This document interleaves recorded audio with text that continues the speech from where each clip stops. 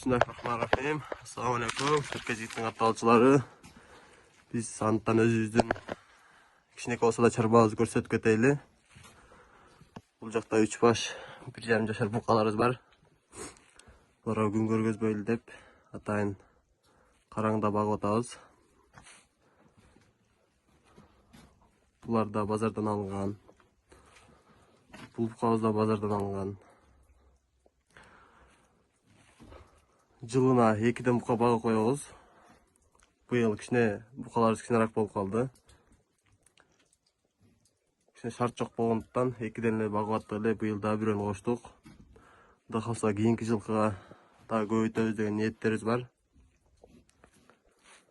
Быйыл кичине болсо дагы түгүн стяжка кылып, мына жерде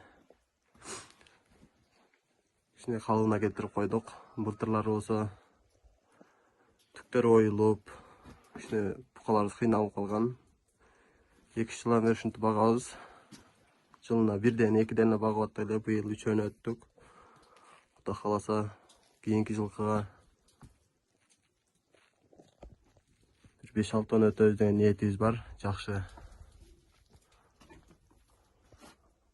Бул азырынча бизде кичине болсо шарт жок. Шарт жок болгондуктан өзүбүздүн эле мындай эле сарайда, эски сарайда эле багып атабыз.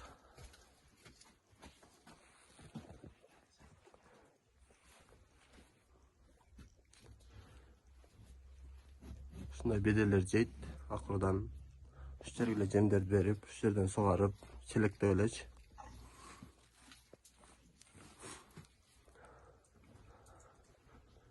Сиздер дагы жакшы ой пикириңиздерди жазып, калтырып, кандай болсо кандай болот, канча кандай кылып жемдер беришини, сууларын канчалык беришини жакшылап жаза кетиңиздер.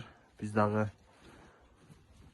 азырынча 2 мал жем беребиз, мындай эле кылып багып атабыз. 2 мал суу берип, 2 мал чөп берип.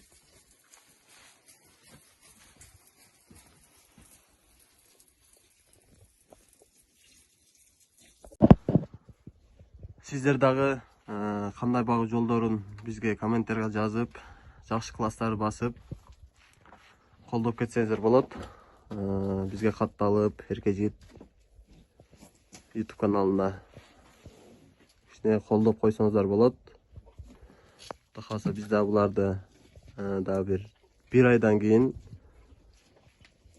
дагы бир результатын көрсөтөбүз. Кудай кааласа 1 айдан жакшы болуп калат деген ниеттебиз.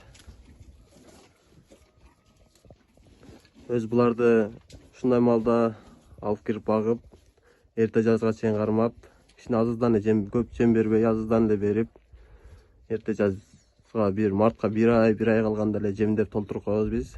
Сиздер кандай кыласыздар? Ошо боюнча ой пикир калтырып, комментарий жаза кетиңиздер.